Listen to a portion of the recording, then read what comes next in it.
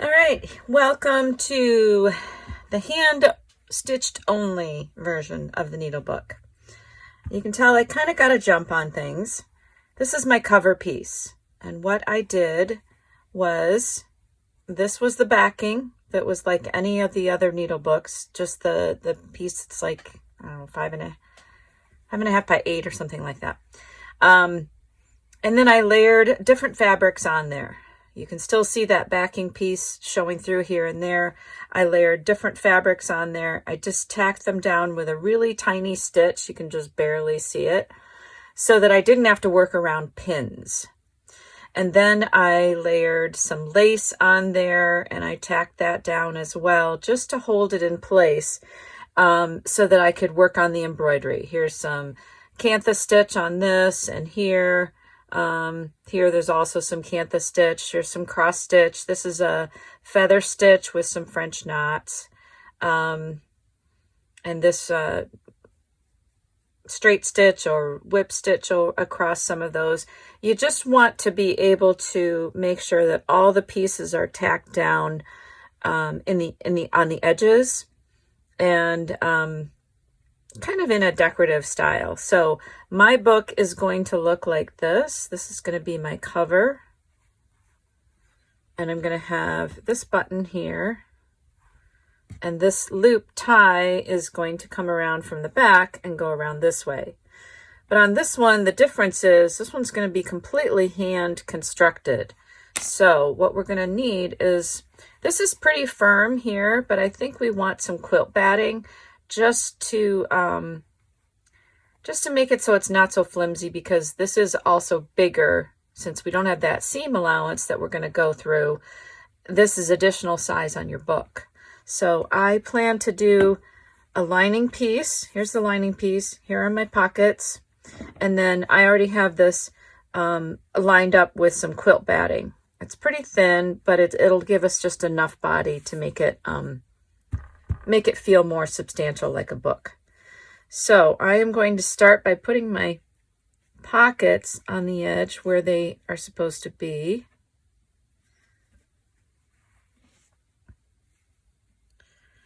And then what we're going to do is stitch all around the outside edge. I'm done with everything on here. We're going to stitch all these layers together on the outside edge, and or at least pin them. We're going to pin them together first. So we're going to turn this over. Make sure our batting is more or less in the middle. I guess I didn't line it up very well. We can always trim it if we have to as well.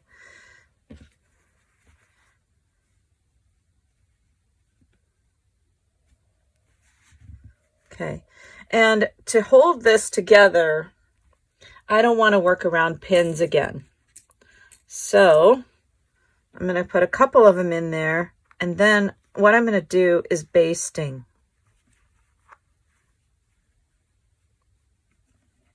I'm going to baste this whole thing together. And that is just using really giant size stitches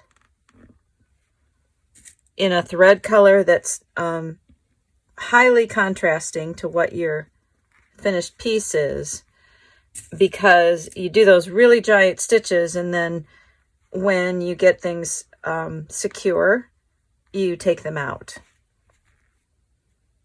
Okay, so I am going to use black. Here's a little segue here. Look at this cute pin cushion that I made over Christmas. Adorable, isn't it? It was a kit that someone sold on Etsy. Anyway, I put a knot in the end of my black thread, and I'm just going to start in the center so that it holds everything together. And just to show you what this looks like, there's the inside of my book. Okay, it's a different construction than our last one, because we don't have to turn it. Okay, so we're just going to do giant stitches. Doesn't matter that it's not straight or whatever. It's just run them through. And they're just basically going to hold things together while we stitch around the outside edge.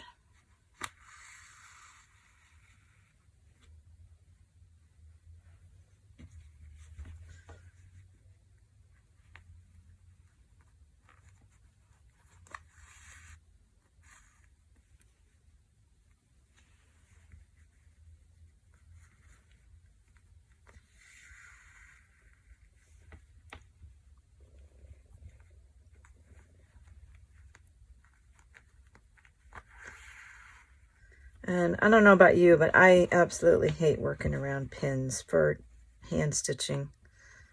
I always stab myself multiple times, and then I end up running the risk of bleeding on my fabric.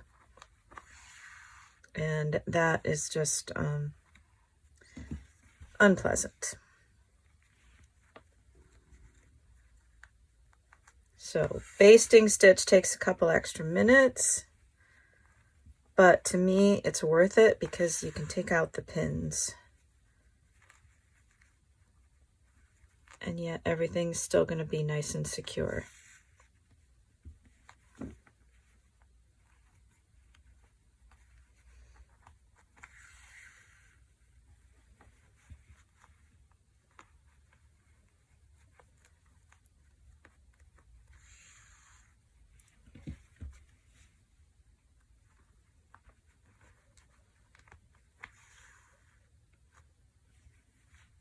So I hope that you try this embroidered cover or this slow stitched piece.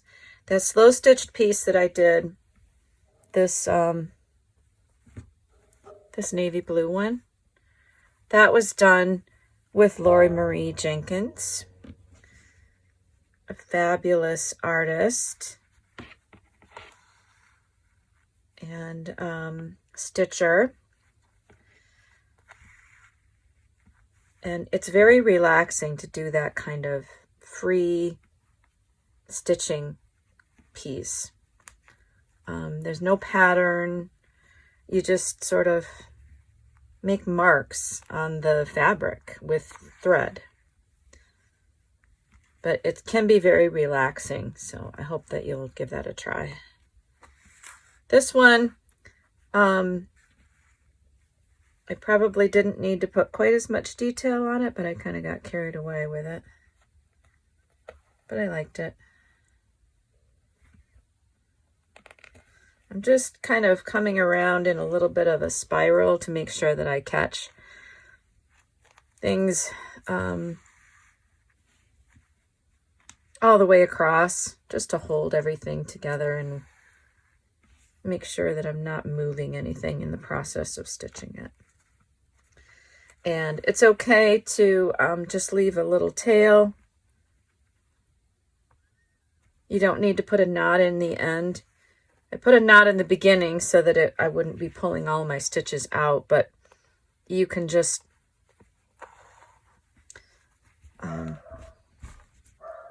we can just snip this off and leave it as a long tail. It won't get in our way. And then we'll just pull the stitches out when we're done with the stitching all around the outside. So now I'm going to pull out these pins because I don't need them.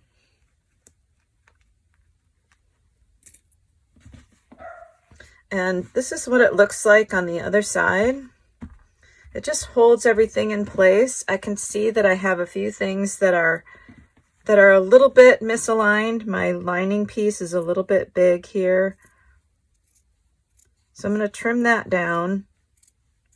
You want things to be as even as possible. It'll just make stitching around the outside edge easier. And it's okay if the batting shows a little bit. I'd rather not have a lot. Because you can stitch it closed within there and cover it up and you won't really see it. And those areas, though, where it's really sticking out, I like to trim it. This looks like my pocket's a little bit big.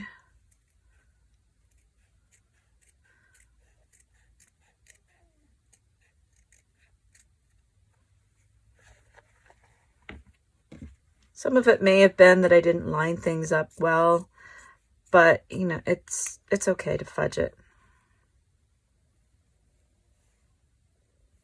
And I think that'll be able to be hidden okay.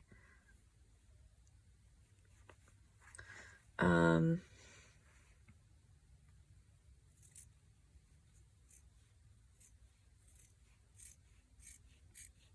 only thing you want to be careful with on trimming here is not trimming the front cover, the front piece, where your embroidery stitches are, because you'll take those stitches out if you trim there. So I think we're good now. And what I'm going to stitch this with is embroidery floss. And I have 3 strands of embroidery floss, and I'm going to put a knot at the end.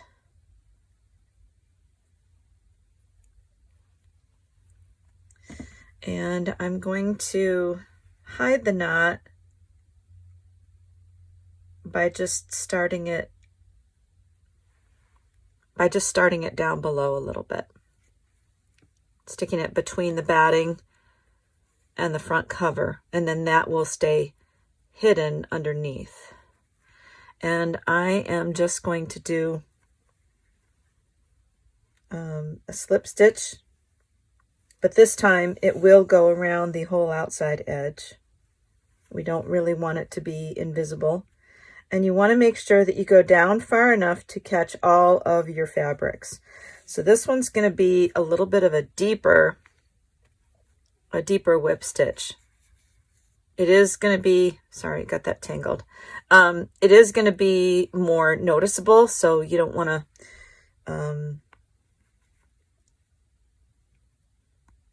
so you want to make sure that your thread choice is, you know that it's going to be either a high contrast or something that's going to blend, or, the variegated threads are kind of cool. Because it is going to show all the way around.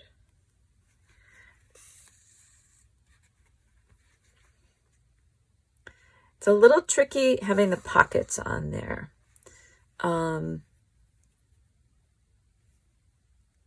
When you get around the pockets, I'm sure it's going to be a little bit quicker. But you want to make sure that you get them all caught in there.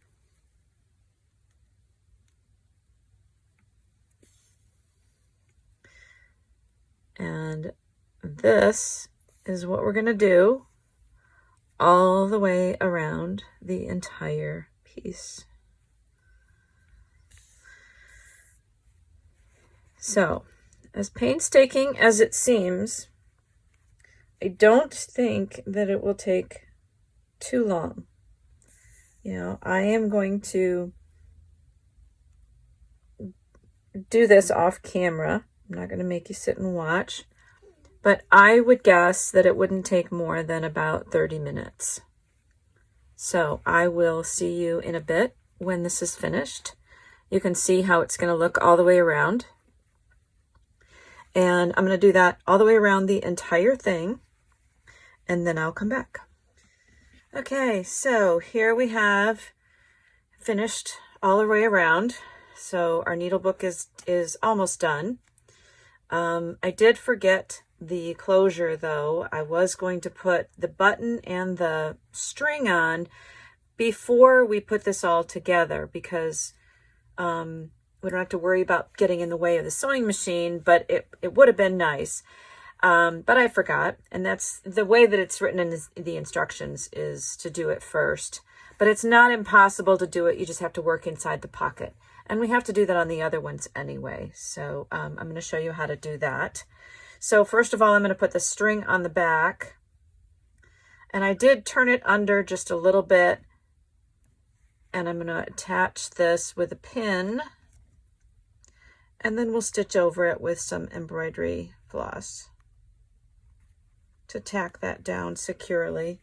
And then the button goes over here. And we'll just have to work inside the pocket when we need to knot it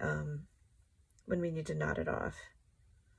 So again, I've got 3 strands of embroidery floss, And what I'm going to do is just sort of hold my hand inside the pocket so that I know that my stitching is not going to go through and close up the pocket. So I'm going to bring my needle up inside the pocket here to start. And I don't have to worry about hiding my knot because it's already going to be hidden inside the pocket. And I'm going to tack a few stitches down here on the end just to make sure that it's really going to stay on the end, and then I can do a few more decorative stitches if I want. I could even do them with a contrasting color or you know, whatever you want on there. I don't think I need that anymore.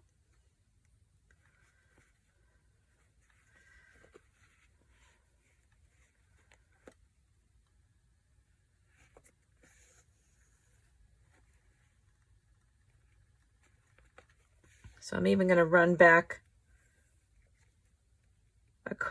up that end so that I've stitched over that end, the very end, twice. Folding it under kept this from wanting to unravel because this is a linen ribbon and it does fray quite a bit. Okay, so now I can do, you know, maybe a few, I could even just do a running stitch on the edges of this.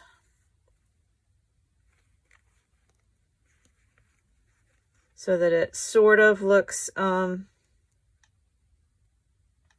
decorative, but it doesn't really need to look, you don't really need to see those stitches that much. And on the very inside of the pocket, you might have some trouble, you know, you might get close to your stitches here. But these are more decorative than they are necessary since we stitched the very end on really well.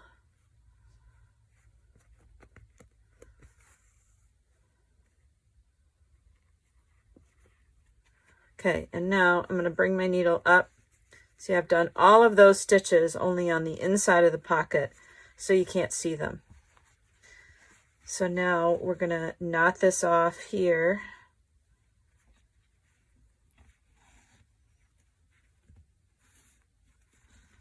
And then trim it.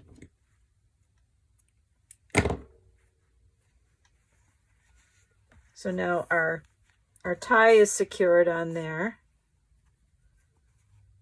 And yeah, it could be more decorative. It could be better stitching, but I am not the world's best embroiderer or stitcher. So if it's good enough for me, it's good enough. And then we're going to stitch the page in.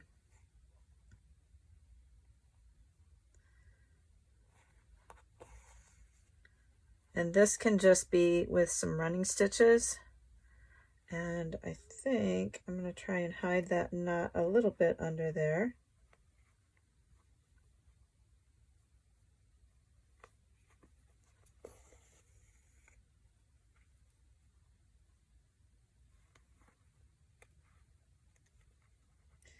And because we're going through so many layers of fabric right here, you're probably going to have to do that, you know, the stab method where you're in and out rather than picking up your stitches all from the same side of the fabric.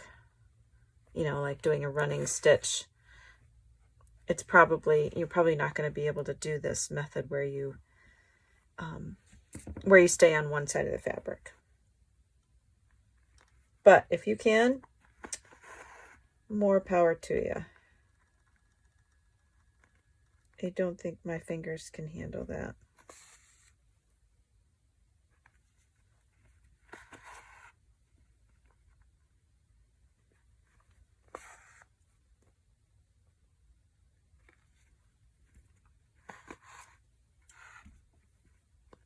And I did press the felt a little bit so that I could see my center line.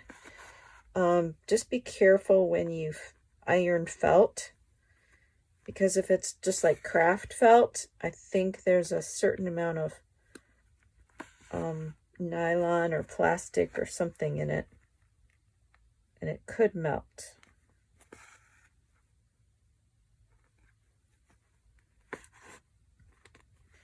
And I don't really want to come this far on a project and have something like that happen, so.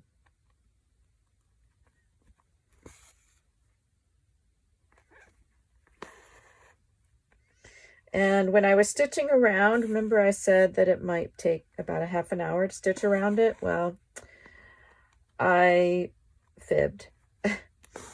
It took me 50 minutes, not 30 minutes. But that included fixing, having to take out a few stitches because one of my strands of embroidery floss broke. And so I had to do a little repair and take out a few stitches. But that's not too bad, you know, because that was a long way around. But it's not ridiculous. And if you can get in the relaxing zone of hand stitching, it doesn't really matter how long it takes. You know, it's the satisfaction of having made it with your own hands. Okay, so now I am going to knot this at the end.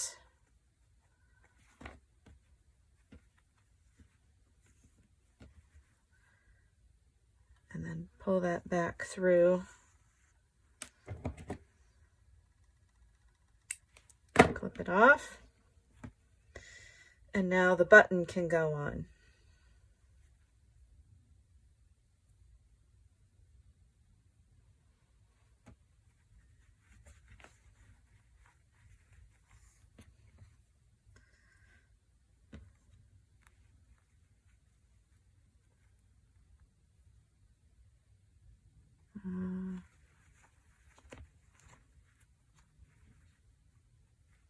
So again, we're going to start on the inside of the pocket.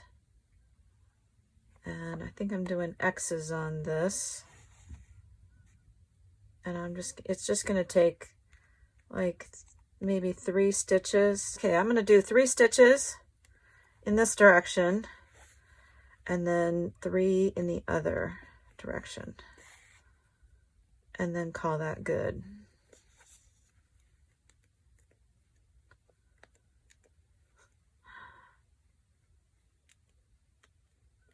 Especially since I can't seem to find the holes.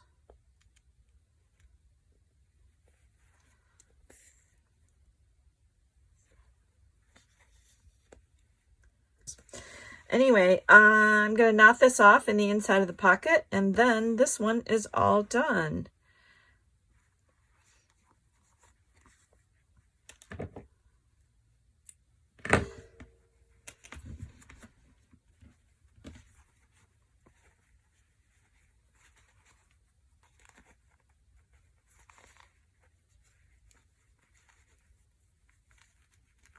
So I'm just going to twist this around to close that. There's room for things to be inside in the pockets, but that's done. I could make this a little bit shorter if I felt like it. I just cut it down and tie a knot in the end again. So there you go. This one is the completely hand-stitched one. I'll come back and show all of them when I get finished. I'll stitch the button on this one and I'll show you a couple of other finishing touches that you might want to add to yours. See you in the next one.